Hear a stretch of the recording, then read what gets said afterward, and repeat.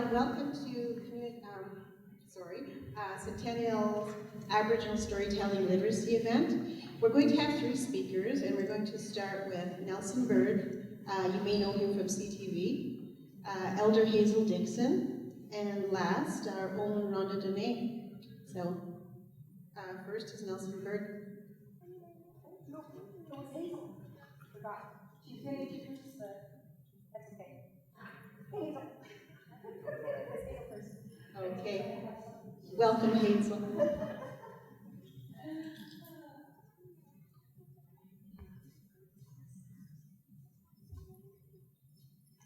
Thank you and welcome everybody tonight. This is a little bit from the Truth and Reconciliation Committee, commonly known as the TRC. Residential schools are a tragic part of Canada's history and cannot simply be consigned to this past country's history. The legacy from the schools and the political and legal policies and mechanisms surrounding their history continue to this day. It is reflected in the intense racism some people harbor against Aboriginal people, and in the systemic and other forms of discrimination Aboriginal people feel regularly experience it in this country. It is reflected too in the critically endangered status of most Aboriginal languages. The impacts of the legacy of residential schools has not ended with those who attended the schools. They affected the survivors' partners, their children, their grandchildren, their extended families, and their communities. This is a quote from a spouse of a residential school resident. She said, "I want Canadians to understand that the legacy of the residential schools does not just affect the lives of the person who actually attended the school, but family members such as spouses and children, they are also deeply affected with this sad legacy and history." Now, the Commission is convinced that genuine reconciliation will not be possible until the complex legacy of the schools is understood, acknowledged, and addressed. Thank you. And now I would like to bring up the well-known Nelson Bird, please.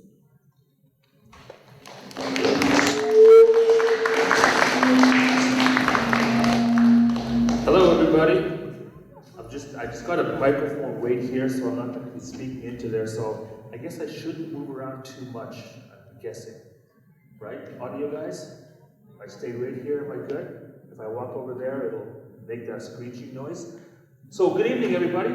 Welcome to Centennial School. This is my first time here. How many people are students here? Yeah? Almost all the kids are here. Right on. Well, welcome, and thank you for having me here tonight.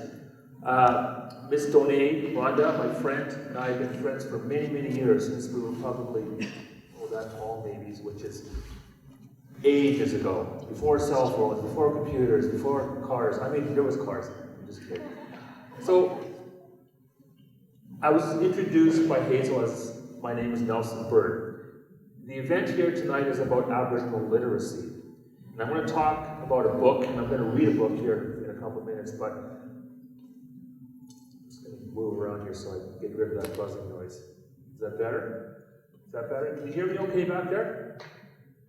Okay, so anyways, I'm Nelson Bird. I'm originally from a reserve called Pepecasis First Nation. Anybody ever heard of Pepecasis? A couple people have? It's kind of hard to pronounce sometimes. It's about an hour northeast of here near a town called Belcarras. I was born and raised out there.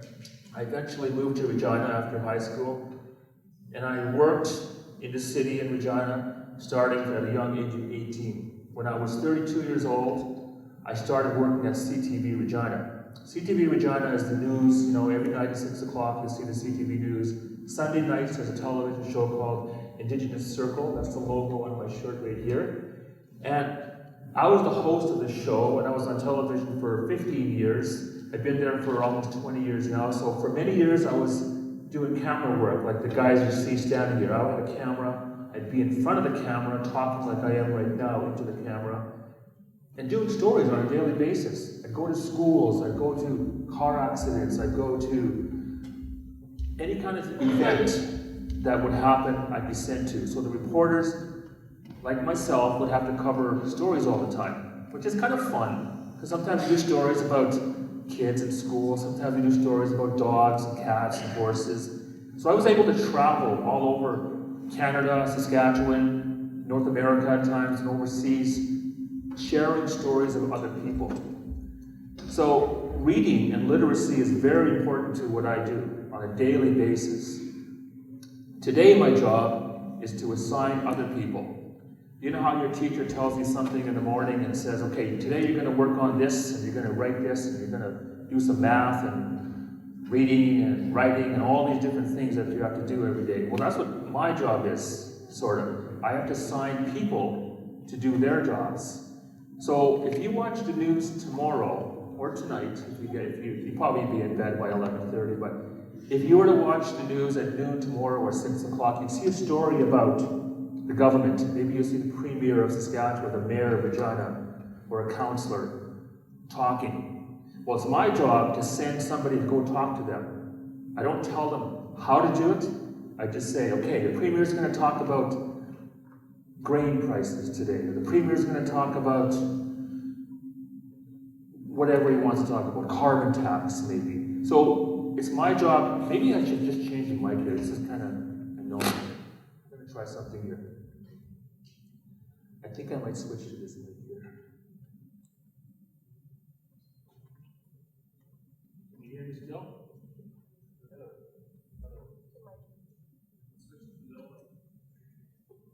Hello, can you hear me better? Okay, so it's not making that noise, so I will do this. Okay, well, I'll just talk like this. I'm gonna talk a little bit about reading again. My wife is an author. My wife, her name is Judy Bird, and she is an author, and she wrote a book about our dogs. Anybody here have dogs? Yeah? Who likes dogs? You all do. We have 3 dogs at home. One is named Sam. He has 3 legs, and he's 8 years old, and he's a part Rottweiler and part a little bit of everything else. But he's very happy, and he limps, and he walks funny, but he's always happy. His name is Sam. And we have 2 other dogs. I'm going to show you a picture. They're called bloodhounds. This one here is a bloodhound. He's about that big. He weighs about 120 pounds. And his name is Geronimo. He's a big, friendly dog, and he's a bloodhound.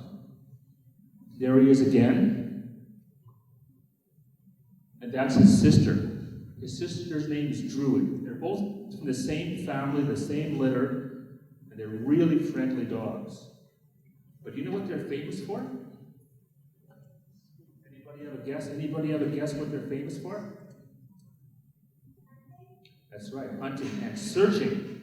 So, what they're famous for, sometimes you see them in movies. Sometimes you see a bloodhound in movies, and what they do is they will track people. If a prisoner escapes from jail, they can maybe track that prisoner. Or maybe a little kid gets lost, a little boy or a little girl gets lost in the woods.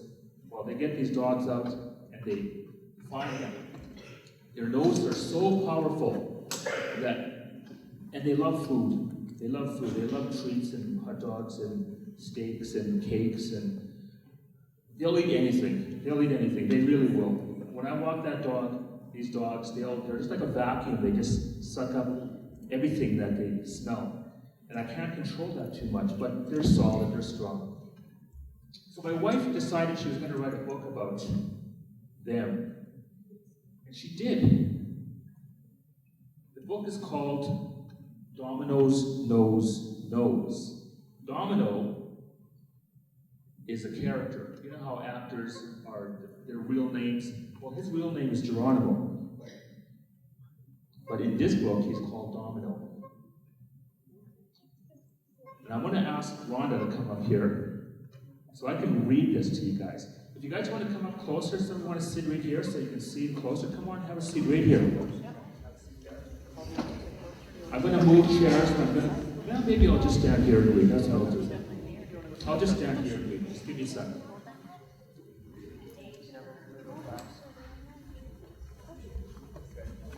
You can actually see them up close now. That's them. There they are. See? Yeah, come on up close. You can come and squeeze in here. You like that, eh? Okay, so Rhonda is going to hold a book and she's going to turn the pages as I ask her to. I'll just tap her on the shoulder like that. She'll turn it. I won't. So, the book, the cover of the book is called Dominoes, Nose, Nose by Judy Bird, or Mrs. Nelson Bird. So, you can look at the pictures and I'll just read here. Domino was the smallest bloodhound puppy in the litter. When Domino was born, he could not see or hear, but he could smell and feel. He could feel that he was lying next to something soft, something big and warm. It was his mommy. Domino smelt his mom. She licked his head and pushed his face against hers. His mother always made sure he could drink her milk, even if he was pushed away by his brothers and sisters. Domino had 5 brothers and sisters, as you can see. They each smelled different from one another. When he lay beside them, he could feel that his brothers were much bigger than he was. His sisters were bigger than him. One of his sisters always stayed close to Domino. Though he loved her, all his litter mates, he loved his sister the best. One day something wonderful happened. Domino's eyes opened, and he could see his mother. He saw his mom, who was very big and beautiful. He saw his dearest sister. Her fur was red, and she had big floppy ears. Then another wonderful thing happened. Domino began to hear. He heard his brothers and sisters growling as they played. He saw them chasing each other and smelled their scents. He didn't play much with them because they were bigger. They played rough and would always win whenever they were playing. He played with his closest sister the most. She was gentle and often let him win. Domino saw himself in the water for the first time he took a drink from the water bowl. He looked at the reflection in the water and stared. He had black fur with 2 big brown markings on his forehead, and there were brown on his muzzle and his chest. He had big floppy ears like his sister, and a big, big nose. He learned that his name was Domino, and that his dear sister was named Buttons. They were growing fast, playing a lot, and eating. His mom, Holly, poured into their bowls. Domino loved Holly. She played with him a lot, petted him, and told him that she loved him. People came, strangers that Domino didn't know. He never smelled their scents before, but they talked sweetly and played gently with him and his siblings. One by one, his brothers and 2 of his sisters left with different people until only Domino, Buttons, and their mom, Poppy, was there to stay with his mom and sister. He loved the farm where they lived. Domino and Buttons were best friends. They played hide and seek. He was the best at hide and seek. He always found Buttons. Sometimes they'd catch a new scent and they'd follow it. Every smell was new and exciting. They found chickens, squirrels, mice, and geese. Sometimes the geese would tease Domino. They honked. Your nose is so big. Look at that big nose. Domino's feelings would get hurt. Buttons barked at them. Don't listen to the mean geese, Domino. Let's go find something new to smell. Then away they would run. One time they spied a skunk near a tree. They romped over to see it, but the skunk didn't want to be found. It turned around, lifted its tail, and sprayed them in their faces. Dominoes and Buttons didn't need to get closer. They knew how awful the skunk smelled. When they got home, Holly bathed them and sprayed their fur with a special perfume for dogs. It smelled much nicer than the skunk. Holly started to play a new game with Domino. She began to hide some of his favorite toys. Whenever he found something she'd hidden, she petted his head and said, "Good boy, Domino's nose knows." Then Holly put a special harness on him, and he started to play the finding game. Every time she put the harness on him, he knew the game was about to start, and he was happy. He loved to play the finding game when he found what he was looking for. He barked and bayed with joy. He found many things Holly hid. He found socks and shoes. He found goats and gloves. He found Poppy sleeping in the tall grass one day. Domino had to go through tall grass and across roads and even through bushes to find the things he smelled. The harder it was to find something, the more he liked it. One time he dove into a big puddle and pulled up a rubber boot. Polly laughed and clapped her hands. Domino's nose knows. One day, Polly put a special harness on him. But Domino knew she was upset. He knew the game was going to be different today. Okay, Domino, it's time to play find. Our friend Jan needs help finding her daughter, Becky. You can do it, she kissed him on his big nose and opened the car door. He jumped in the back seat, eager to go for a ride. They drove down the road, took a few turns, and soon were at Jan's house. Domino recognized the smell. He smelled it from home where the wind came a certain way. It was the smell of cows. He's never done this before, but we'd like to try because he's very fast and very good at finding, said Holly. Jan was crying. She knew. She held a tiny jacket. Becky was here playing, and then she was gone. I looked everywhere. I'm so afraid. Domino smelled the jacket. Fine, Domino, Holly said. He smelled the jacket again and then sniffed the ground. He caught the scent right away, and he began to follow it. He led them through the garden between some trees, past the chicken house, down to the barn. Domino smelled the scent getting stronger and stronger. He ran beside the barn, went behind to a small shed. Now the smell was very strong. He led them to the shed, up to a barrel that was turned on its side. Domino barked and bayed. Inside the barrel was Becky. She was fast asleep. He found her. Good boy. Domino's nose knows. Her voice was filled with joy. Domino knew he'd done something good. Becky woke up crying. Come here, Jan said. No, I'm so thankful you're safe. I was an adventure to find a butterfly, but I couldn't find one, she said. I came here to wait for one to come. I was so worried, I thought something had happened to you, her mom said. Then they both looked at Domino. He stood holding his head up high, wagging his tail. Thank you, Domino, Jan said as she petted his head. I would never have found back here. You're a hero. You're a magnificent nose. Becky stood next to Domino. She reached her arms around his neck, gave him a big hug. You are beautiful. He gently pressed his head back to rest her against her. He just met Becky, but he already loved her. He was happy that she was safe. He may have been the smallest bloodhound in the litter and a very big nose. Domino knew that he was a very special dog because Domino's nose knows. The end. I'm going to show you a couple of things here. In the back of the book, there's a picture. That's Judy. It's not in the back of that thing, but it's in the back of this book. It's a picture of Judy, Mrs. Bird, my wife, and the two dogs that it's based on. I'm going to give you guys something here. I don't hope I have enough for everybody. But what this is, actually, you know what? You guys want to hear what he sounds like when he makes that howl? You know what a bloodhound sounds like? Okay. They kind of sound like a wolf, but louder, maybe. Yeah, how do you do it? I'm going to let you listen to it. In 1 second here. I don't have my glasses, but.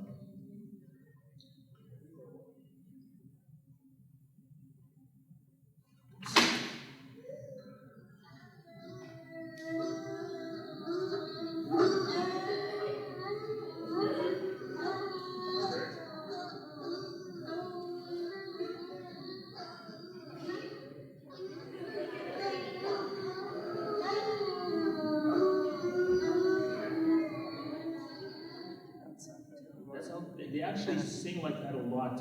What they'll do is they'll sit on the couch, or I'll sit on the couch. Sometimes they sit on the couch. Then they just decide we're going to sing a song. That's what they were doing in that sound you just heard. They sing. They like to sing together, and they just sing loud and kind of scare the neighbors sometimes. But that's okay because we love them too.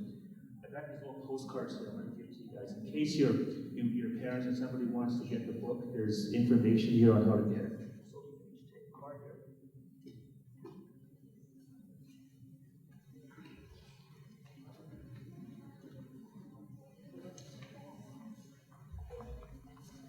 when you're done, you can go back to your seat. Or stay here for Hazel and everybody else if you want to.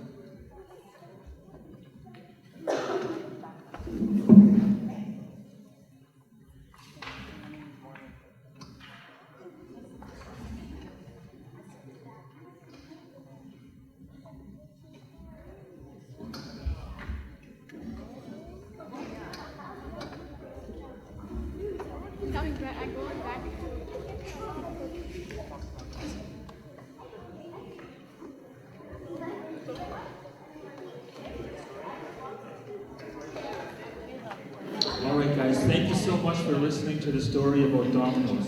There's actually a sequel to the book, and it's called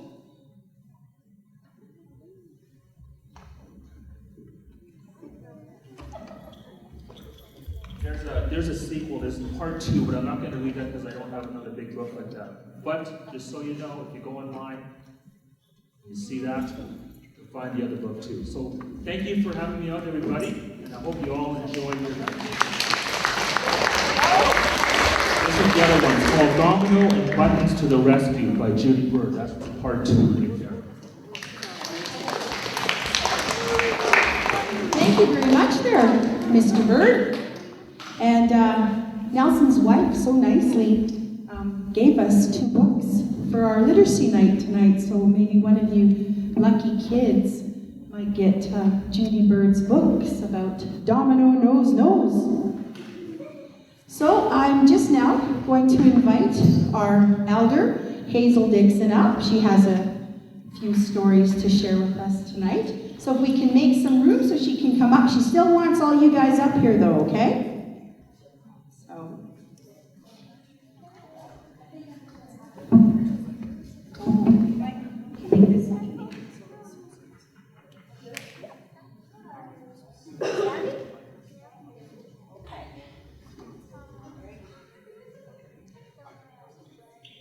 Right here?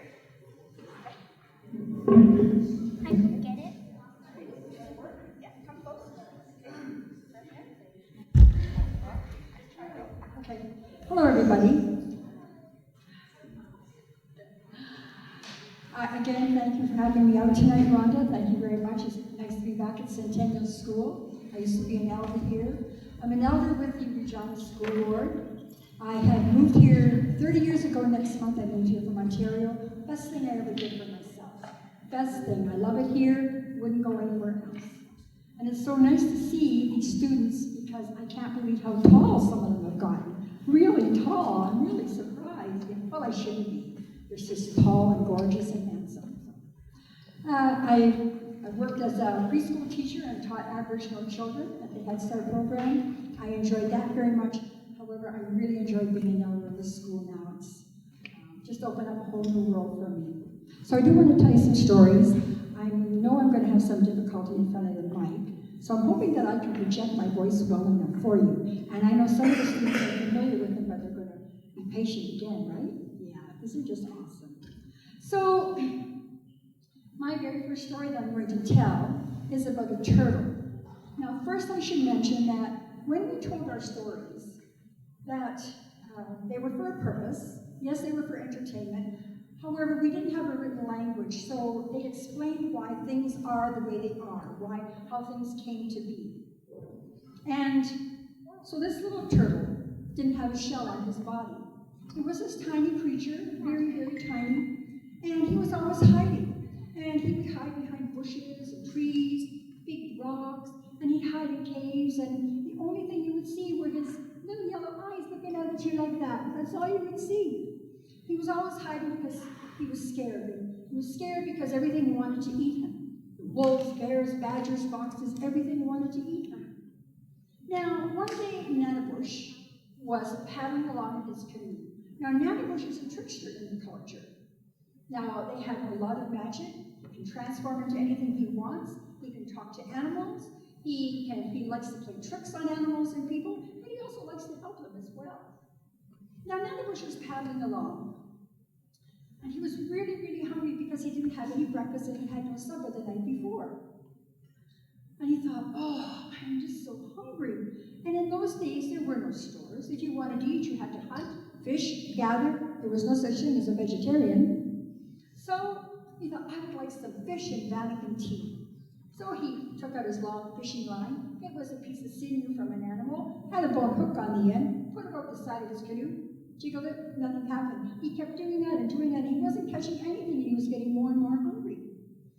And he heard this tiny little whoosh, whoosh, whoosh, whoosh. What's right here? Over here. And he had never looked over, and he saw that little turtle, and he said, well, hello, my little brother, hello.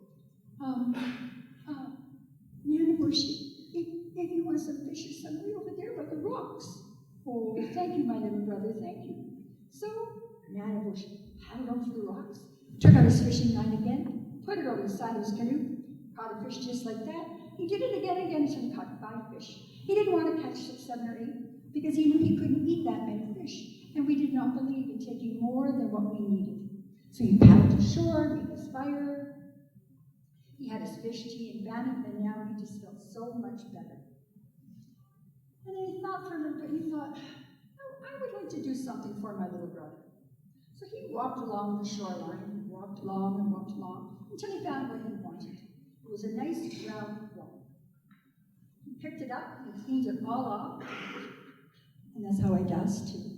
He cleaned it all off, and then, with his magic, he painted it green. Now he said, come here, my little brother, come here. And the little turtle went over and said, yes, Nana Bush. He said, I want you to bend over, please. And so the little turtle did as he was asked.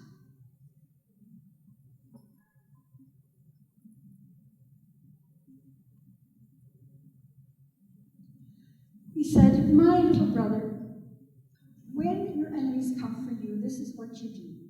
You tuck in your legs, you tuck in your tail. Don't forget your tail now. Tuck everything in. Everything in. And now you will always have protection from your enemies. Now, why do you think Nana Bush did it? Why did he give him that shout? Yes? One, because he likes to help people and they really need help, and help the turtle help to get people. Yes, he did. Yes. He didn't want to get eaten. I don't blame him. Yes, that's exactly right. Anybody else? You know what I think? I think that Nana Bush knew that this little turtle he was always frightened, of course. And yet that turtle found the courage within himself to help somebody else. And when you have courage, even though you're afraid to help somebody else, that's really special. Very, very special. I'm just so pleased recognizing some of these students.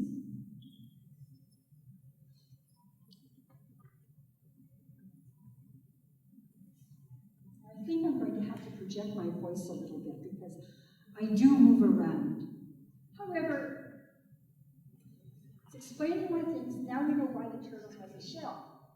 So now, again, this is another sort of turtle story. And a long time ago when the world was still new, there were 4 men walking over there on that side. And across the clearing, there was a little brown squirrel and a turtle walking along. And as they walked along, the men saw them and they said, let's go get them. Let's go get them. And they ran over and they grabbed the little animals and they took them back to their camp. And they put them down. And that one man, he said, let's just kill them. And the other man said, well, that sounds kind of harsh, don't you think? He said, don't you think we should find out what they do first? And the guy said, well, all right. And he looked down at that little brown squirrel and he looked and he said, what do you do? And the little brown squirrel looked up and went, oh, I dance. Oh, then dance. So that little brown squirrel started to dance, and he's dancing and dancing, and he sang as he danced, and he danced himself right over to a hole in the ground, and he jumped in, and he was gone. Now, when that happened, that little turtle, as fast as a turtle can go, he started making his way towards the fire. And he said, stop him, that's probably his home, don't let him get over there. And so he ran over, and that man put his foot down just like that on that poor little turtle. And they looked at him and they said, we know what we're going to do with you. We are going to throw you in the water. And the little turtle looked up and said, the water? Don't throw me in the water, please. Not the water, anything but the water. Don't throw me there, please. And they said, oh yeah, you're going in the water. Oh, please, please. picked him up by his little legs. He said, I'm begging you, please, please don't throw me in the water. Oh yeah, you're going. And they did a 1, 2, 3, and they threw him way out into the lake. We showed him who's boss. Then they looked back and they saw that little turtle. He had walked up to the top of the water, and he looked at them and he waved and he said, thank you, bye-bye. Now again, there's a lesson in the story. Any idea what it would be? Anybody? Because I know there's some smart kids here. Sandra, right? Yes. Sandra, what do you think? No killing animals, definitely. And exactly, just for fun, that's not a very good idea. Yes? I like that a lot, and yes?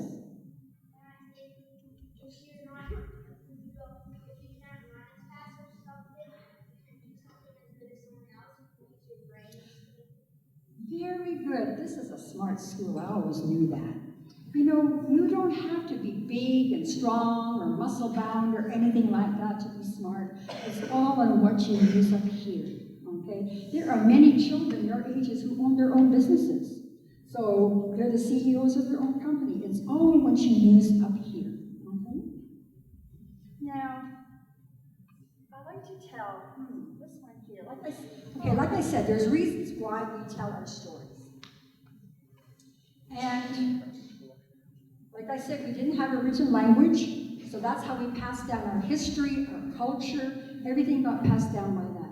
You told the stories over and over, and then you got to learn them. Now this one here takes place, it's in an actual place. This place really does exist. You can Google it, and it's called the Devil's Rock, is what it's called. And a long time ago, and it's in Wyoming in the United States. So now a long time ago, this family had 7 daughters, and they had 1 son. And they told their daughters to go out and collect berries for supper that night. And so the girls went off like they were told, and they told the son to go and collect firewood. And off he went. Now the girls were having so much fun down there. They were laughing and talking and have berry for the basket, and 1 for them, berry for the basket, 1 for them. And the son was busy collecting firewood. And all of a sudden, he felt really strange. You know, sometimes when your foot goes to sleep and it feels all kind of funny, but his whole body was feeling really strange as well. And he could feel himself getting taller, and he kept getting a little bit taller and taller and taller. And he just thought, what's happening to me? And then he looked down at his arms, and he had this brown furry stuff there, and the same on his legs, and he thought, what's happening? What's happening? And then he looked at his hands, and now he had great big claws coming out at the end, big black claws. And then he looked down at his feet, and sure enough, right from the ends of his moccasins came these long black claws. His face was different. He could feel his nose was different, and his teeth and his ears. And he thought, what's happened to me? And then he realized he had changed into a great big grizzly bear. A very, very hungry grizzly bear.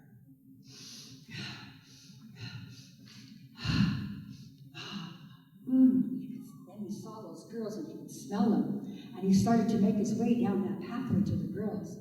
And they were so busy, and all of a sudden one of the sisters looked up and she said, oh, it's a bear, it's a bear! And they all screamed and they dropped their baskets and they started running, and they were running, and they saw this great big tree stump. And it was really, really big, and they jumped up on it, and then the bear got closer and they thought, oh, we're safe. And then they realized, he can get up here, he can still get us. What are we going to do? Now, elder sister, she said, I think we should pray. So they said, Creator, please look upon your daughters of the earth and help us, save us, please. He heard their prayers, and he caused that tree stump to start to grow. And it kept getting bigger and bigger and bigger, and that bear got closer and closer and closer. Now he reached that tree stump, and now he stood up on his hind legs, and he was scratching all the way around, scratching and scratching. Finally, he gave up because now that tree stump was 900 feet up in the air. 900 feet. And off he went to look for something else to eat. And the girls say, oh, we're safe.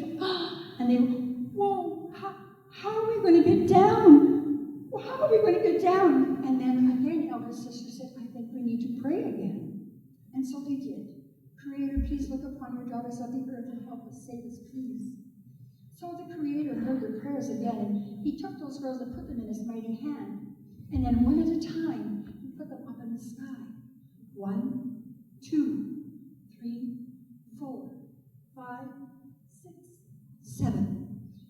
them in the sky, and they changed into stars, and it became the Big Dipper. Have you heard of the Big Dipper? And right on the very end of the handle of the Big Dipper is the North Star.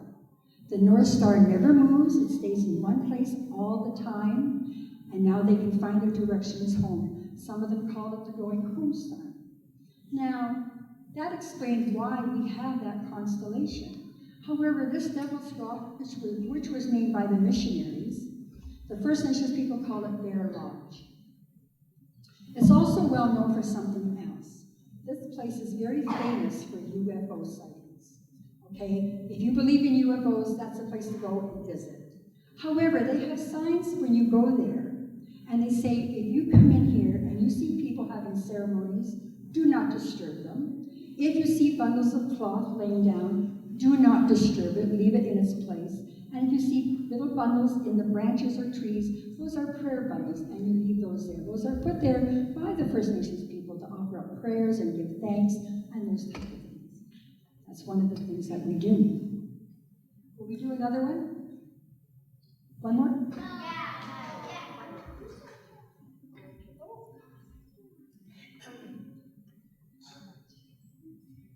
Let's just see this one. So, there was this young boy. I'm thinking maybe he was 13, 14, 15, something like that. Everybody liked him. Everybody. He was just one of those persons. Everybody liked him. He never talked badly about anybody. I wish he never talked badly about anybody anyway. And every morning he used to go out and offer up thanks to the Creator for the start of another day. Because every day is a good day. Now, it just so happened that the night before, frost came to the forest. And everything that was out became frozen.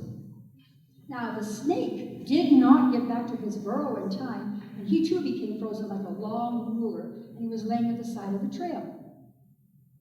Now, the boy that next morning, he went out, gave his thanks to the Creator, went for a walk through the forest, and he saw that snake laying there at the side of the trail. And he looked down, and he thought, oh, look at the poor thing. Oh, that's just too bad.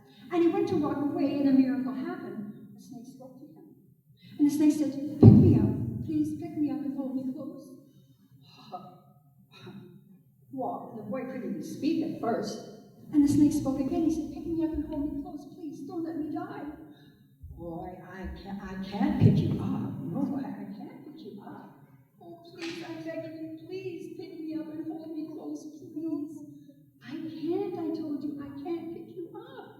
I'm begging you, please pick me up. I'm too young to die. Let me get warm, please. I can't. You're a snake, and you will bite me. Oh, I promise, I promise, I promise I won't bite you. Please pick me up and don't let me die. And that boy was thinking with his heart. And there's nothing wrong with thinking and having passion. He wasn't thinking with his head. And he picked up that snake. He held it close to his body. And after a few minutes, that snake could feel the warmth seeping into his body. Oh, he thought, that feels so good. Oh, he was getting warmer and warmer, and it just felt so great. He thought, this just feels like laying on a rock on a warm sunny day, and the sun shining down on me, and oh, that feels so good. Oh, rah! Just like that, that snake bit him on the arm. And the boy said, you bit me. You promised you wouldn't bite me. And the snake looked at him and he said, what did you expect? I'm a snake. So we have to remember, animals are animals and they will do what they do. However, what do we have to use? Yes, we have to use our brains. You were really, really good. Awesome. But you know what? You always were. You always were. Thank you very much.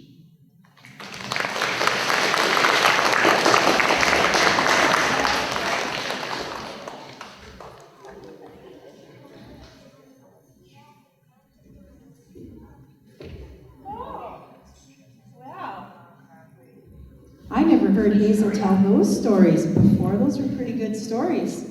I'll remember never to pick up a snake. Well, I just want to share with you something that happened this winter. I was going to my First Nations reserve called Oceanman First Nations. Anybody hear of that? Oceanman? Yeah, well, I was headed there with my daughter Stephanie. And we decided we were going to take a back road by Fillmore. There's a gravel road and it takes us right to Stoughton there, and then we can go on to Ocean Man First Nations. So anyway, we're driving along in our car, and we're going, and all of a sudden, this rabbit comes hopping by. Excuse me for a second. Boys and girls, can you sit still and come a little closer, okay? Thank you. All right. Anyway, so we're driving along the country road, and this rabbit comes hopping by. And I hit it with my car. And I didn't think too much of it, because there's lots of rabbits, right? And we're driving along, and my daughter Stephanie, she looks at me and she says, Mom, you just hit a rabbit! We gotta go and check and make sure that it's okay. And I said, there's lots of rabbits, Stephanie. Don't worry about it. It's fine, there's lots. She says, no, Mom, you hit that rabbit, and if that rabbit is lying in the ditch and suffering, we gotta put it out of its misery. I said, I'm sure the rabbit's fine. And she says, Mom, you hit that rabbit. You gotta turn this car right around right now, and we gotta go check that rabbit out. And we'd probably gone maybe about 2 kilometers or so. And I said, Stephanie, no, there's lots of rabbits. I'm sure one rabbit isn't gonna ruin the rabbit population in Saskatchewan. And she says, Mom, Creator sees all. And Creator seen you hit one of his creatures. And then I went, oh, well, see, you put it that way. And I stopped the car, and we were about 2 kilometers from where I hit the rabbit. So I started driving backwards, because we were just on a dirt road. There wasn't a whole lot of traffic or anything. And so I started driving backwards until we got to where the rabbit was. And I see the rabbit, and I said, oh, there it is. And then she says, now go get out and check it. And I says, no, you get out and check it. And she goes, no, you hit it. You check it. And I said, well, no, you go check it. And she says, Mom, you hit the rabbit, you go check it. And I could smell something really stinky. Really, really stinky. Now, I have a very, very sensitive nose, okay? And, fragrances and things like that can give me a headache. And when I was a kid, I used to, if I didn't like the way a plate smelled, I wasn't going to eat from it. Things like that. So I could smell something really stinky, and I thought, did I hit a skunk rabbit or something? It really, really stunk. And so I said, Stephanie, I can't go out there. It stinks. She says, just open the door, Mom, and go check the rabbit. So I opened the door, and it really stunk when I opened the door, and I closed it again. I says, I can't, Stephanie, it stinks. And I was like, ooh, ugh, it really stinks. And so he goes, hold on here, Mom. And she reaches in the back, and she has this great big purse, like I have a great big purse, and she digs around in there, and she pulls out this little tiny can, and she hands it to me. She goes, just spray that around and go check the rabbit. So I sprayed the car a little bit. It smelled not too bad. So I'm spraying it as I'm getting out of the car, and I spray the rabbit. All of a sudden, the rabbit springs right up, hops across the road, over the ditch, and stops, and looks at me, stands up on its hind legs, and does this. And I kind of looked, and I thought, that rabbit waving at me. And then it jumped down, and it hopped about 10 more feet, and it stopped again in the field, and it stood up on its hind legs, and it went like this again. So I look at Stephanie in the car, and she's looking. I slowly walk back to the car, and I'm looking at the rabbit. It's just standing there doing this. So I get in the car, and I says, I don't know, Stephanie, but does it look like that rabbit over there is waving at us? She says, yeah, Mom, it does. So I look at the can that she gave me. Oh, wouldn't you know it? Permanent Wave Rejuvenating Hairspray. Aww. Well, I'm going to tell you another story now about a rabbit. And we just, we're in the month of February, right? And this is the month of love, is it not? We just had Valentine's Day, right? Yeah. Well, I am going to tell you the story about how the rabbit got narrow shoulders. Okay? And this story is for the boys. So, Bracken, you better listen up good here. This is for the boys' story, and For some of you men back there, there's a good lesson in this story for you. All right, well, all stories about Wasakechak starts off with Wasakechak was walking along. Well, Wasakechak was walking along when he noticed Rabbit way out in the field, and Rabbit was doing this.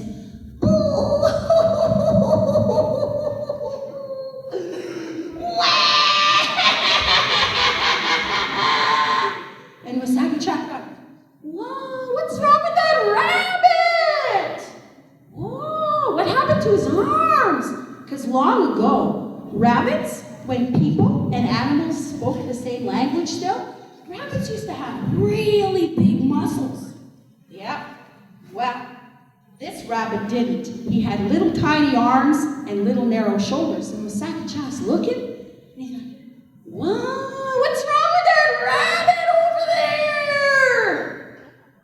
Oh, he just looks funny. Oh, and he's crying like a baby too. So, I'm gonna go find out what's wrong with that rabbit. And as we know, all the animals, they kind of don't like to see Wasakechak because he likes to play tricks. He likes to make tricks on the animals. So Wasakechak, he's walking towards Rabbit, and Rabbit, he's going,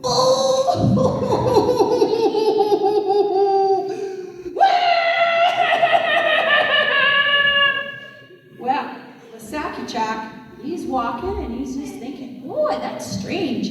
Rabbit crying like a baby. He's got no muscles. I gotta really find out what's going on with that rabbit. Well, Rabbit looks up and he sees Wasakechak coming. And he says, oh, geez, that Wasakechak. I don't even want to see him today. I'm just broken-hearted. And I know he's coming to play tricks on me. Well, Wasakechak gets up to Rabbit, and Wasakechak calls everybody brother and sister. And he says, ah, Brother Rabbit, what's wrong with you? And Rabbit looks up and he says, get lost, Wasakechak. I don't even want to see you today. You're always playing tricks, and I'm in no mood for tricks, I tell you. Well, Wasakechak looked, he says, Brother Rabbit, no, I'm not here to play a trick on you. No, I am genuinely concerned about why you're sitting in the middle of the field crying like a baby. And what happened to your arms? Where did your muscles go? Rabbit looks up and he sees that Wasakechak was sincere. And he was really being genuine. So he says, oh, okay then. I'll tell you. I'll tell you why I'm so sad and I'm crying in the middle of the field and what happened to my muscles. I'll tell you. So he wipes his eyes. Ooh. And he says, well, it's like this, Wasakechak. You see, I used to have 2 girlfriends. 2 sweethearts, I did. And one of them that lived way far over there, she'd come visit me. And then she'd hug me and squeeze me and oh, I just love my girlfriend from way over there. And then my girlfriend from over there, her too, she'd come.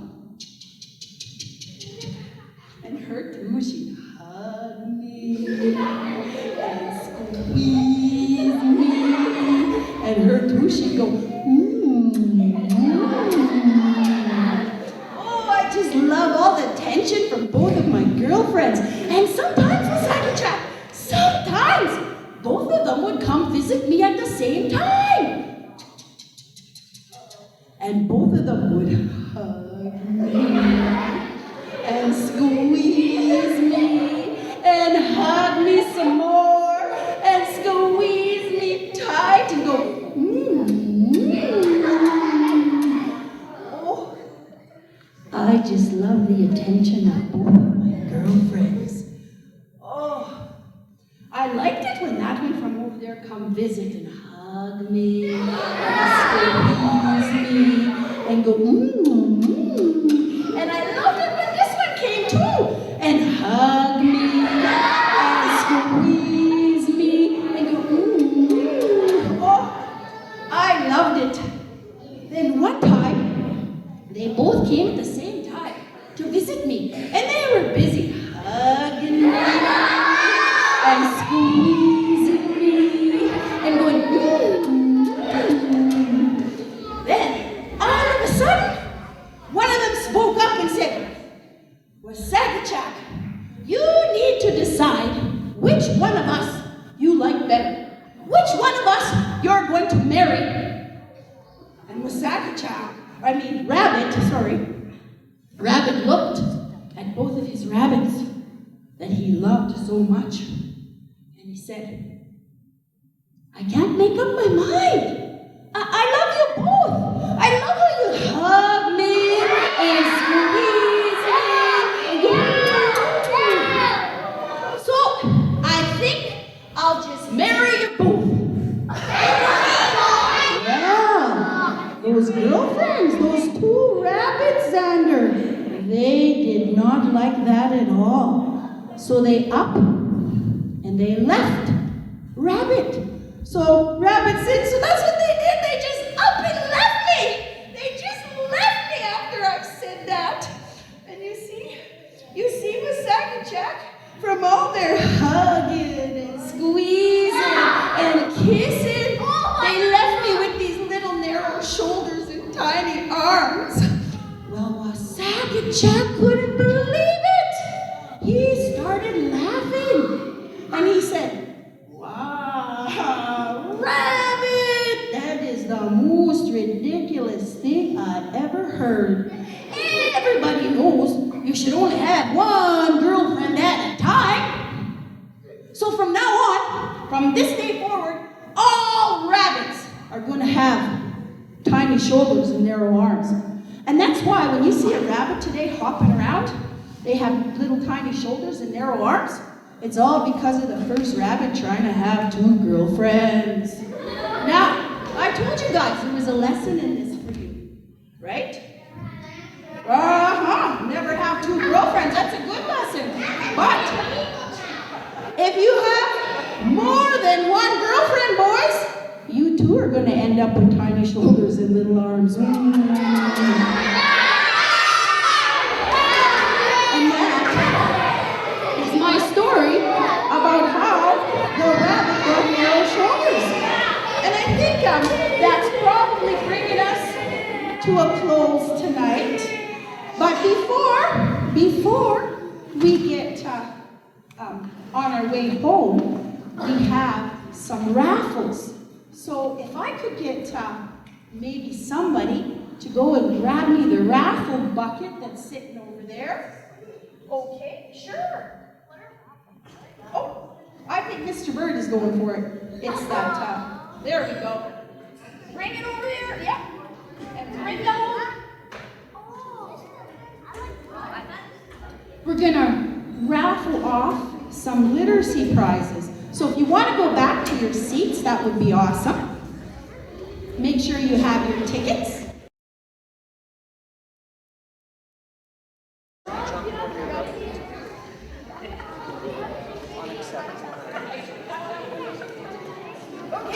Okay, here we go. Yeah. How many? One. Hey, Kendra, who's gonna be the winner?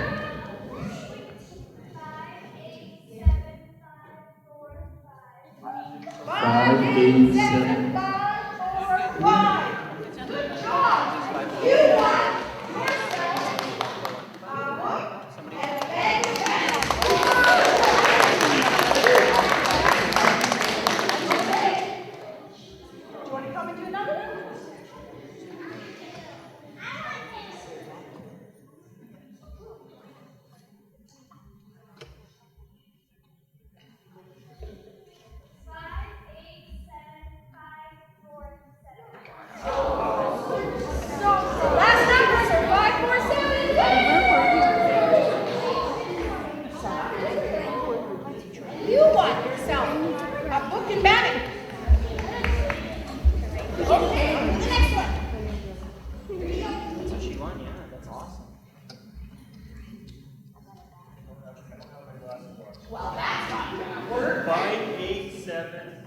542. 542. 542.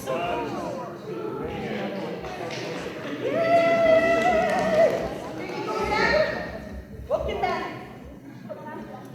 Thank you.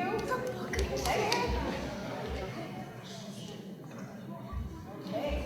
Now this one is for Mr. Nelson's books that his wife wrote about Domino's nose.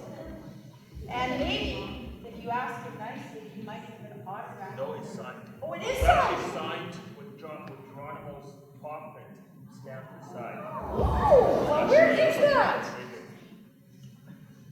Look here. So Geronimo signed his own So book. if you do decide to buy the cards, they will be stamped by him and written by my wife. Okay. 5, 8, 7, 5, 4, 1. Yay! There you go. Look at that. Okay. Yeah. Yeah, don't even think about it. That's awesome. No, I got the It's awesome. Did you say thank you when they give it to you? 560. That's 3 numbers. 5, 6, 0. Yay! Well, these books are a sequel to When I Was 8 and Not My Girl. And I think we read them in class. That's awesome. And a bang bang. Okay. Okay. Now we have a draw for the 2 novels, Batty Legs and The Stranger Home. 587 559. Was it you? Yay! And a bang bang. Okay. Now, this goes in here. Now, this is the literacy basket that a lucky family will get to take home tonight. It's got word searches, adult coloring books, sketch paper, Not My Girl, and Stranger Home, pencils, hot chocolate, a little cuddle bunny, Paul Local book. So good. Who is the lucky family? He is to take this home with 2 bags back. Well, I hit the light. You get Okay, here's the next number. Here's some fun. 790. Last 3 numbers, 790.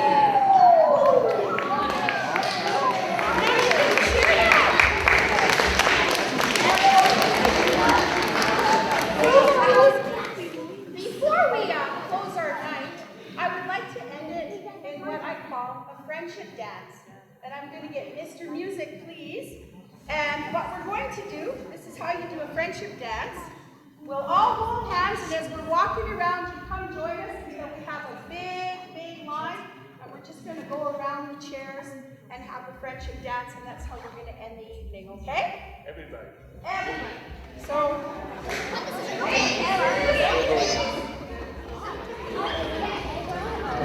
you want to come and hold our hands, we'll have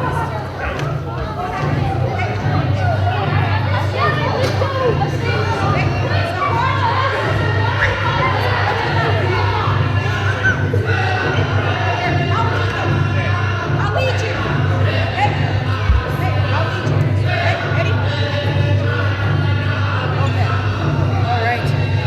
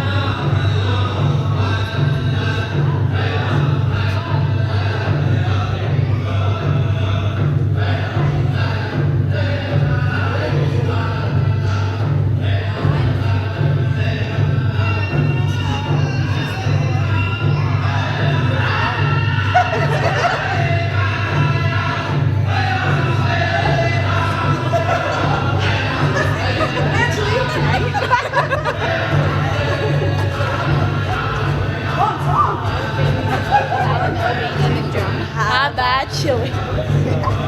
Hello, world. Hello. Hello.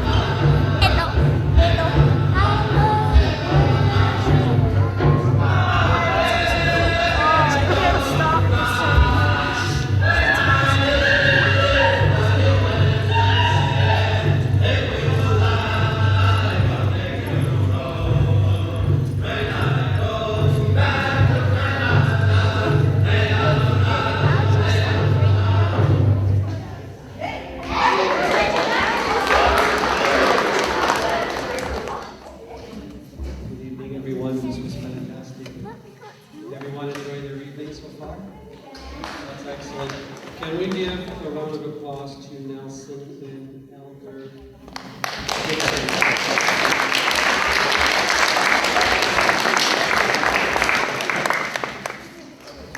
If I may ask you, for both of them to come to the front, I would like to present them with just a small token of appreciation. Thank you very much to the both of you.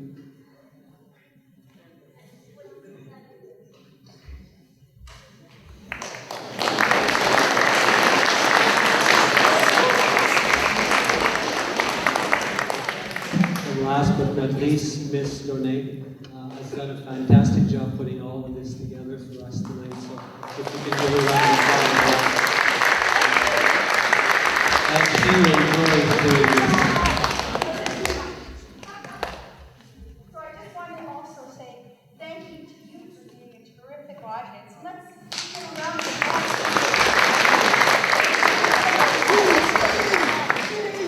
Thank you, everyone. Have a good evening.